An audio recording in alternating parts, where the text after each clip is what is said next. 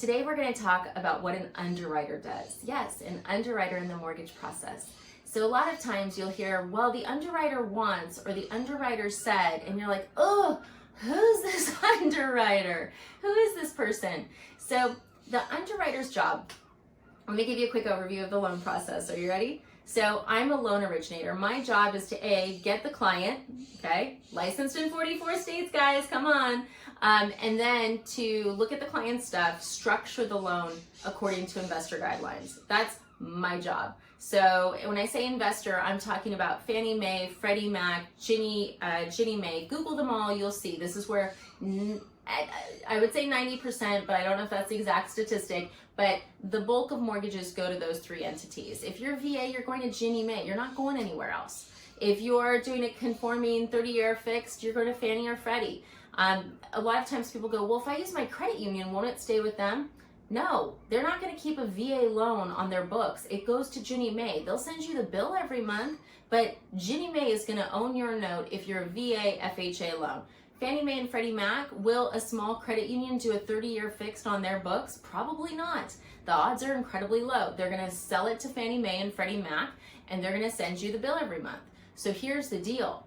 My job is to make sure when I put your loan together, you meet those guidelines. Okay? They're not set by me, they're not set by my underwriter, they're set by Fannie Mae, they're set by Freddie Mac, they're set by Ginnie Mae. And you can go online, guys, and you can Google guidelines. Like if you want to get wild, go online and Google them. I do it all day long.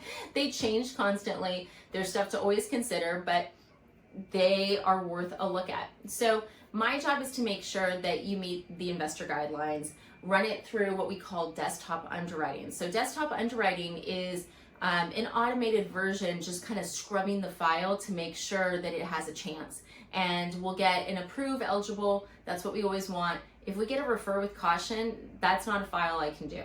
There are some places that will do refer with caution, I can't. With VA, if you get an ineligible, we can look at doing a manual underwrite, but that's different as well.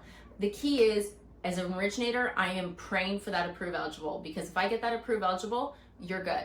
Now, once I do that, let's say you find the house, you go to my processor gets all the documents, he looks at it again to make sure, do we have all the documents we need for this end investor?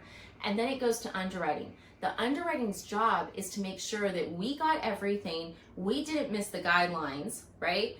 And that everything looks good, and there's nothing. They scrub even more data. So I'm like the first round, my processor's the second round, the underwriter's the third round. So they're looking at data that we don't necessarily have as well. Like they're the ones generally looking at the full reports on if, you know, for instance, you tell me you're not married and you're married or stuff like that. They're also the ones that can see the alerts on foreclosures. We usually see that on the credit report, but they have some back-end systems as well. So they're scrubbing it the third time, and they're the one that's ultimately responsible if something's missed, okay? And sometimes what they'll do is they'll ask for some nitpicky stuff. And the reason they're asking for that nitpicky stuff is because when ultimately us as the lender sell that loan to Fannie, Freddie, Ginnie, whomever we're selling it to, if we're missing something, it comes back on them. It also can come back on you because we will be reaching out saying, hey, we really need this. Can you get this to us? No one likes that. It's the worst. So you need to think about an underwriter as the person who's just making sure everything's perfect. They're not your enemy. They're not against you. You know, sometimes I'll hear, well, that's so stupid. Why do they need that?